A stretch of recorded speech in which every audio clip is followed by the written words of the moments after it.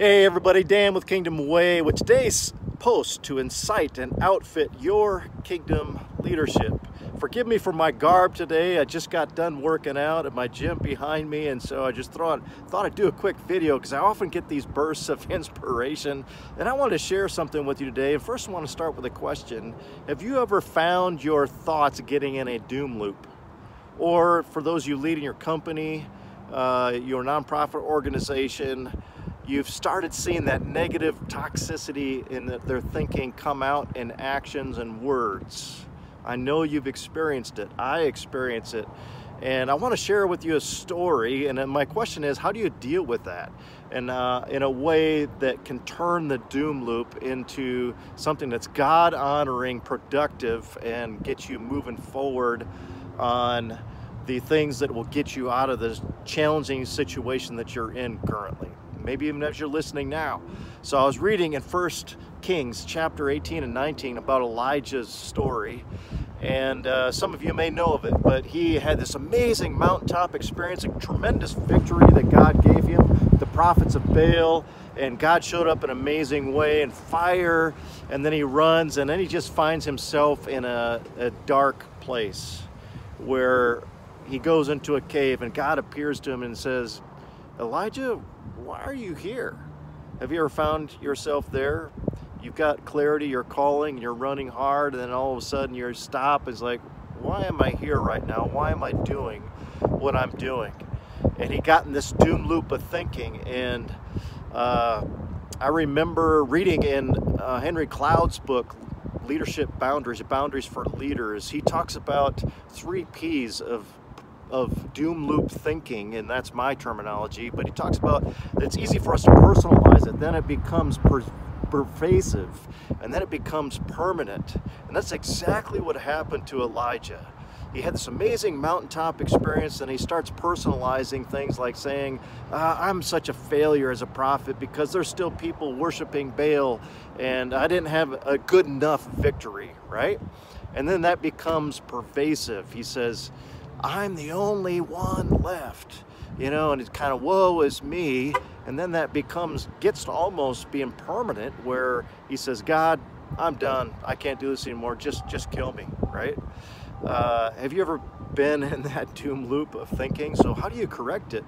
Well, several things happen there. I just love how God showed up, and this is a way we need to allow God and his gentleness to show up for us, but we also need to allow God to use us to show up in gentleness and compassion with others as our first response, instead of like someone I was coaching with this week experienced just a tongue lashing from their boss. And man, that is not the way to do it. And it's so easy, if we don't handle it right, to respond in our human nature instead of being spirit-led and exhibiting the fruits of spirit in conflict. So anyway, I love how God showed up. First, he just gave him food. And he said, just rest here. Sometimes you need to give your employees and those that are on your team just a little space to rest and recalibrate when there's craziness going on in their lives. He gave them food, and then he helped them with perspective. And I'd like to suggest offering coaching questions to those you lead when they get those doom loops. It's things like questions like this: what are you assuming now that might not really be true? Or what are you injecting here that or what are you missing that you may not know about? For example, one business owner, a good friend of mine named Bob Powell, had mentioned when he was a business owner, he had this employee that showed up every day and just cranked it out, was an amazing, dependable employee, and then it just started drifting off and not getting things done, and day after day showing up late. And he was a little frustrated and was going to lay into her a little bit, but he just paused. He said, God, how do you want me to handle this? And he said, hey, what's going on? I've noticed this, and this, and that's so atypical of you. And it's amazing, and he's so glad he did that, because this employee ended up having been diagnosed having cancer. And could you imagine that if he handled that differently, and she ended up dying, and they rallied around her? So sometimes we just need to ask coaching questions. What's the perspective now? And that's exactly what God did with Elijah. He said, there's not just one of you. In fact, I have 7,000 of you. And then he goes on from there giving next steps. He says, you know, I still have a calling for you. I'm going to have you anoint this king and that king. And by the way, you're existing in isolation, and I know that you need other people. And so I'm going to give you a protege, Elijah, to come alongside you, that you're going to anoint and invite him to be your partner. I just love how God showed up there. And I'm so glad that he showed up in my life in times with gentleness and patience and questions and whispers. And that story we don't have time for today, but he was like, he showed up in the wind, and then the earthquake, and then the fire. God's presence was still there, but then he really showed up and whispered to the heart of Elijah. And that's the other thing, my friends, we got to have time for rest to really hear God's whispers. So as you think about your thinking, could it be possible you might be getting caught in one of those loops, personalizing, pervasive, toxic thinking that becomes permanent? Are there people on your team where you see evidences of that?